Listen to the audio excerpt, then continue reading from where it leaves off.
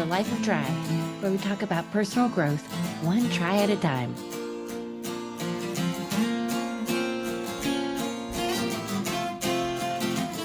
I'm Wynne Leon, and today we're heading out on an adventure with tech entrepreneur and author Michael Yang.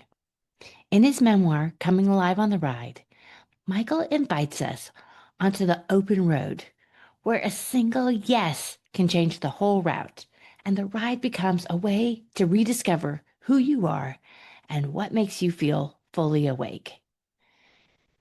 We talk about the moments that ask something of us, when the map looks uncertain, when setbacks hit, and when it would be easier to stay home. Michael shares how he learned to keep moving anyway, to turn obstacles into fuel, and to keep choosing the next brave yes, even when the path isn't straight. Along the way, we explore how friendship builds courage, how heritage and values shape the way we travel through life, and how taking chances can ripple outward for the benefit of all. Michael's book is a vivid travelogue, motorcycle miles and inner miles. And this conversation is your reminder that adventure doesn't require perfection, just a willingness to come alive and say yes. Come ride with us on this episode of The Life of Try.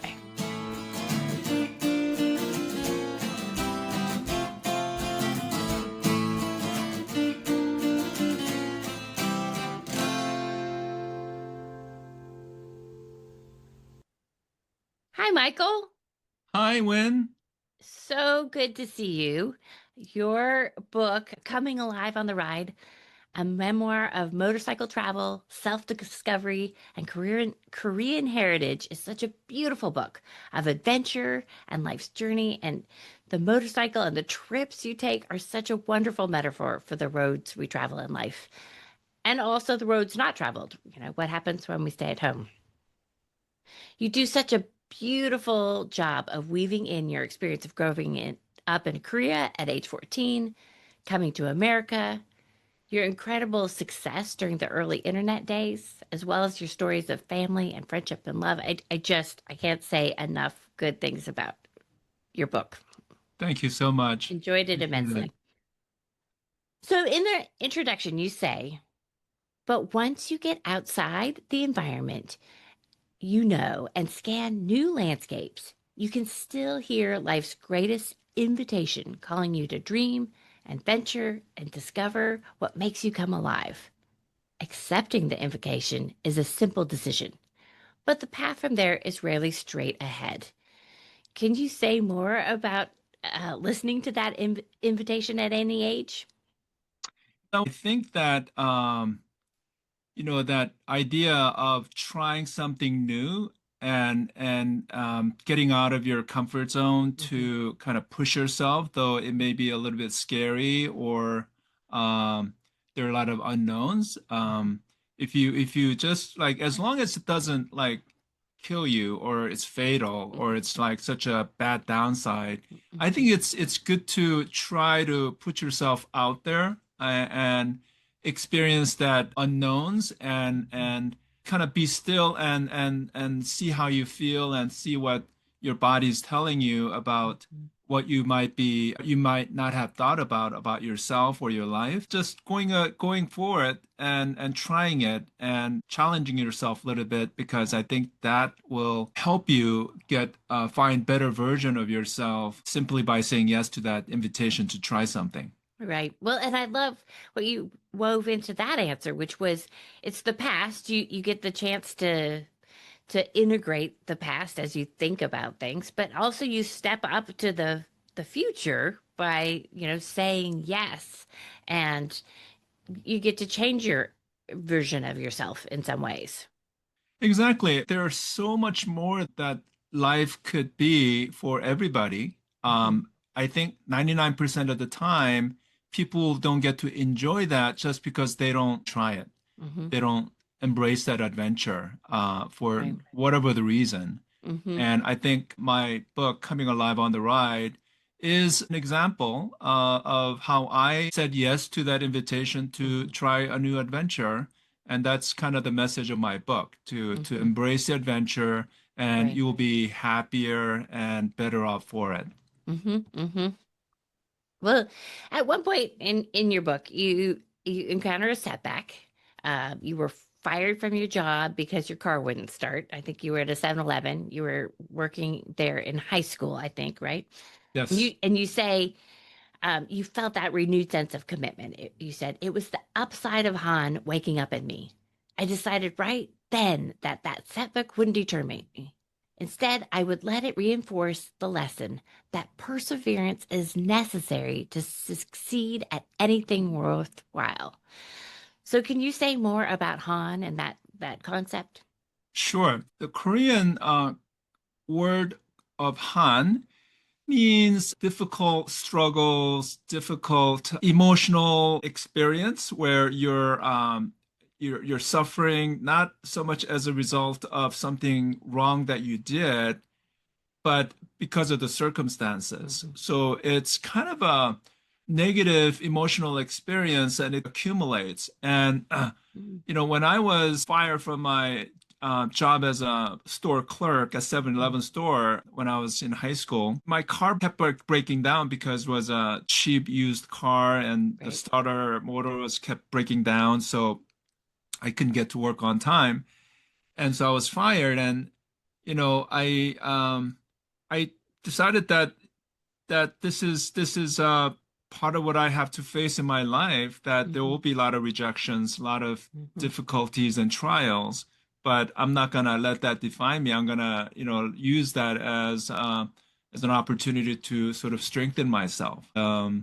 There's a saying, failure is the mother of success, and Right. and so early on, I decided to see my new life in America as a life of opportunity, positive change in my life, and saw America as a land of opportunity. I was grateful to be able to come here and live here.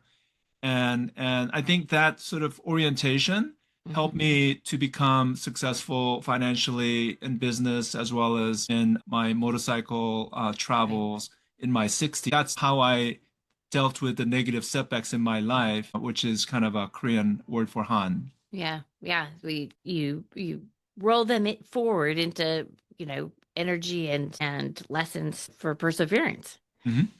Yeah, Exactly. but and it's there's so much entrepreneurial spirit in your book. Your parents, your Aunt Gemma, your Uncle Philip, who became the first Korean American billionaire. Do you think Yes. that there's something about the immigrant experience that encourages trying? Yes, I definitely think so. After the Korean War, the country was devastated. It was Mhm. impoverished. There was a lot of people on the street begging for food or begging for a little change so that they could have some food. And I think United States represented kind of a wealthy country, lots of natural resources, and so uh, it was a humongous opportunity for me to be able to go to America because my aunt had come to the United States to study and she settled down and she raised a family here. And so I think immigrants view United States as a country where if they are willing to get a good education Mhm. and work hard, then at least they will be able to make a living. And if you work extra hard, then when a right opportunity presents itself, then you could go for it and trying to become realize the American dream, which is kind of what happened to me. I wanted to share my experience in my book, Coming Alive on the Ride, to share how I was able to leverage my immigrant experience Mhm. coming from Korea with nothing, without being able to speak any English, and then just with that positive attitude, seeing America as an land of opportunity and being grateful for that opportunity Mhm. and working hard toward my goal.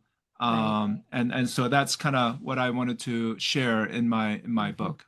Well, and that positivity, the gratitude, that comes through so strongly as you navigate all those tough circumstances. It wasn't easy, but you were willing to step up and you made friends, and not only you didn't you made friends and you kept them through all the hard work. And Carl is such a good example of that. He was good at reaching out and organizing trips. You talk about one where, yeah, you all went and to dig up gooey duck clams Yes, yes. without any gooey ducks. But and that long friendship with Carl, who you met in college, is just so meaningful to read about.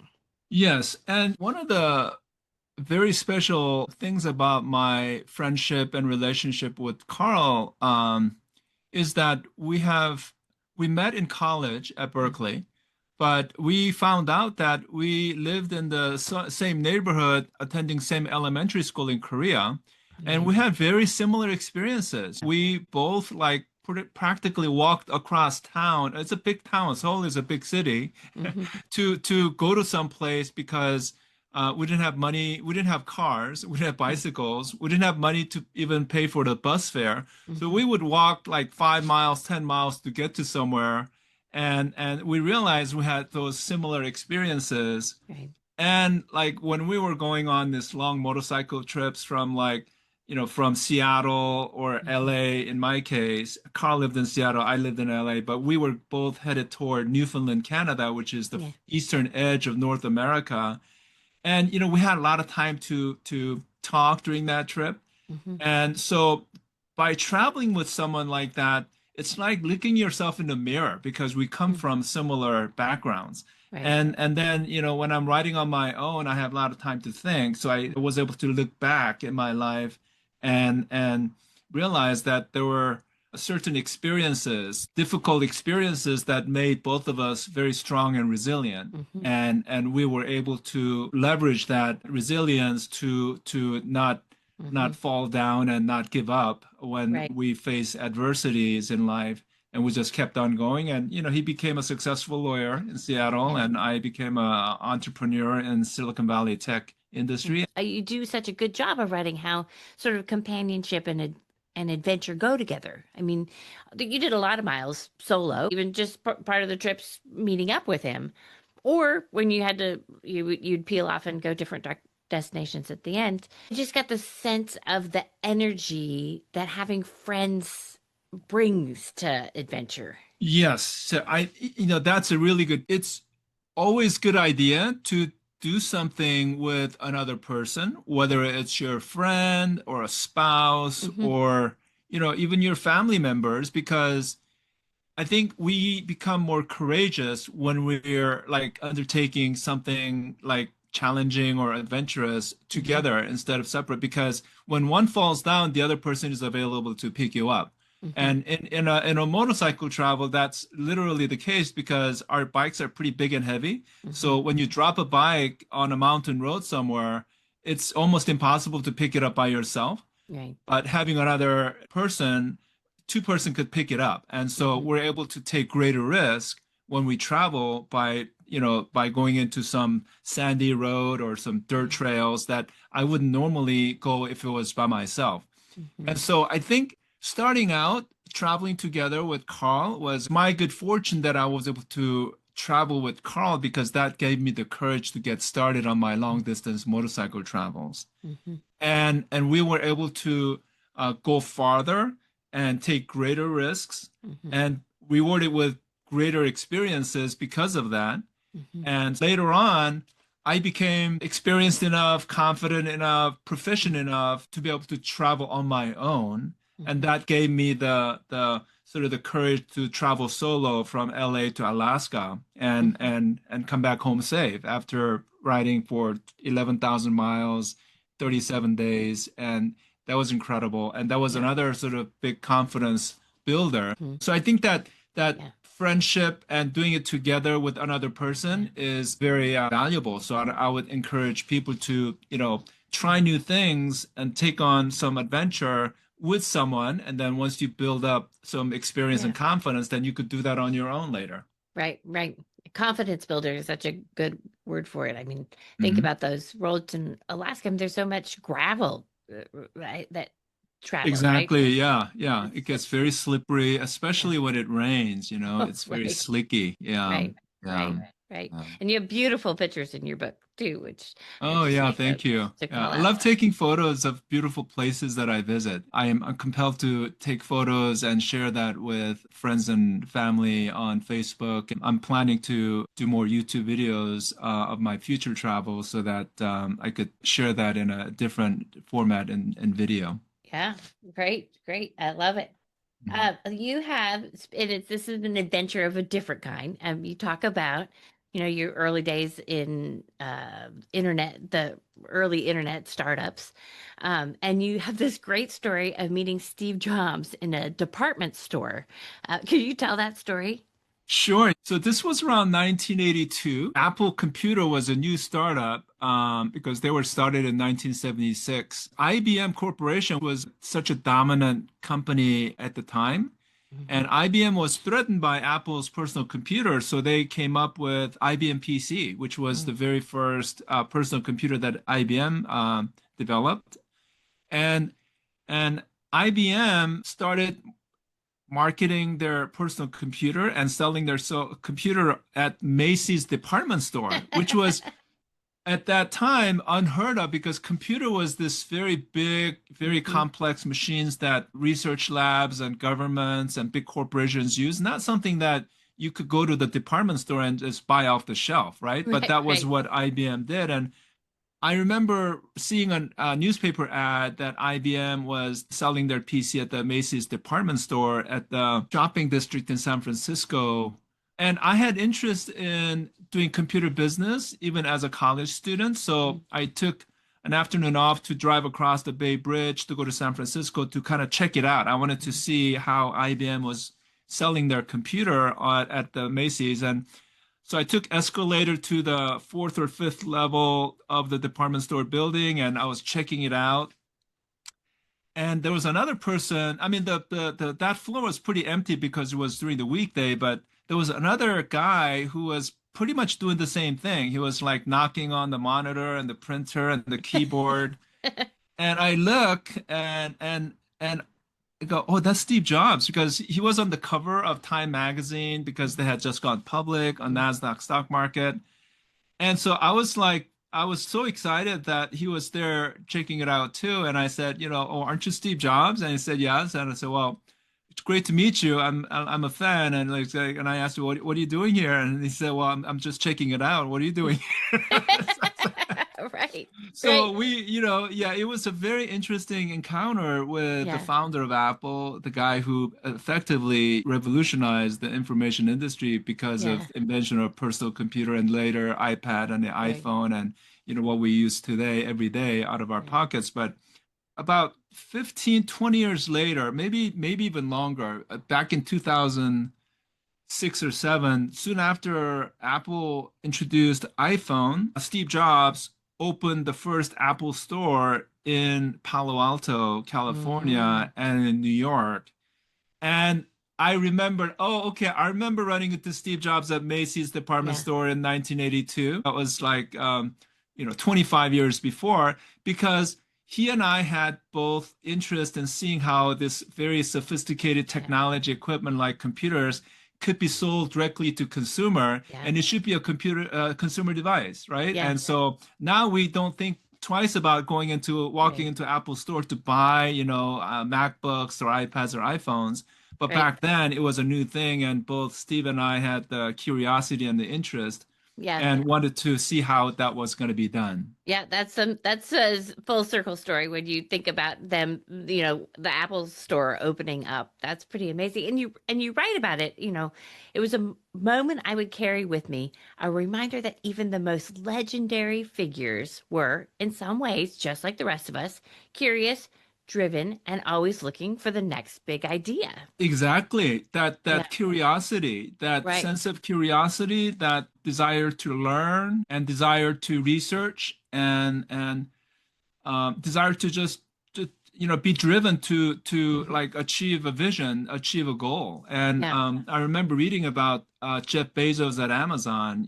How Amazon he had such a hard time finding investors for his small startup called Hmm. Amazon.com, selling books online, and he was rejected by the first like 80 or 90 investors before he found some small angel investors or venture capitalists that invested on his vision.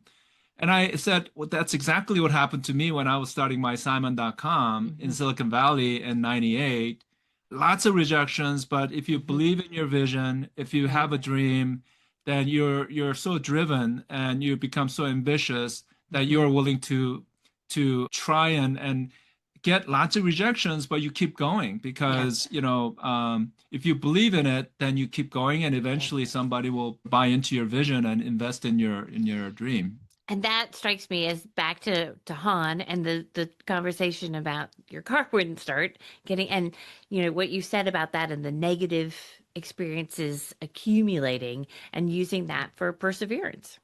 Exactly. Yeah. I think the successful people see failures as a learning opportunity. But they think about the upside. So recently I saw Elon Musk being interviewed on a podcast, and he said something that was very interesting. He said that he doesn't think about how many times he fails. He thinks about the big impact that he could make if 1 out of 10 or 100 ideas take off, like it did for Tesla or SpaceX.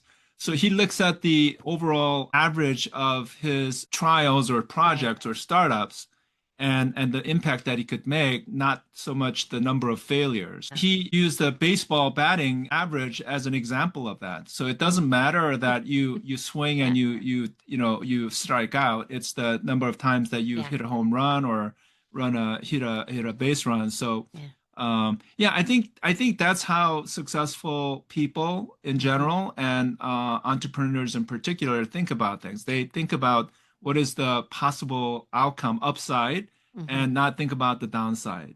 Yeah. And that applies to embracing adventures or trying anything in life. Right. And as a mom of a little leaguer, I totally get that baseball analogy. But it also reminds me of another concept that you talk about in your book, and I'm not going to say it right.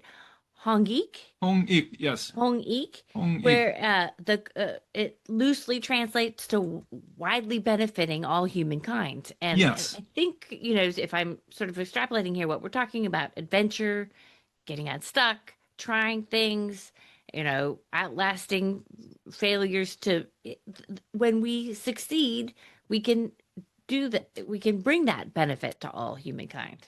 Yes. The Hongik philosophy in Korea is very important to the education in Korea and to Korean people in general. It is a guiding sort of purpose of Korean people, and that is to benefit all humankind. Beautiful.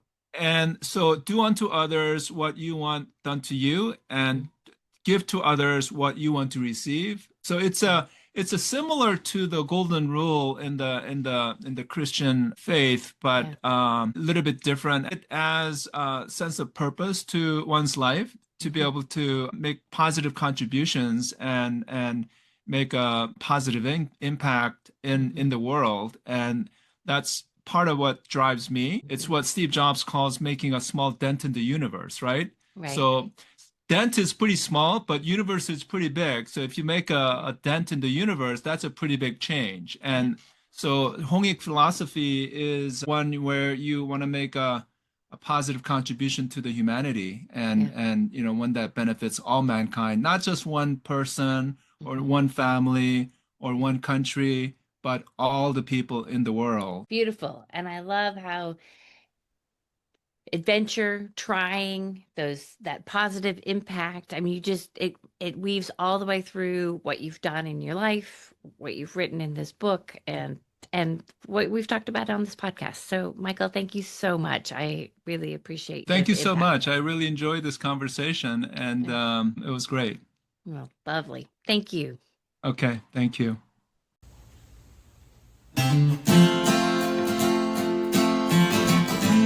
Thank you for listening. Our music was written for us by the incredible duo of Jack Campora and Rob Koenig.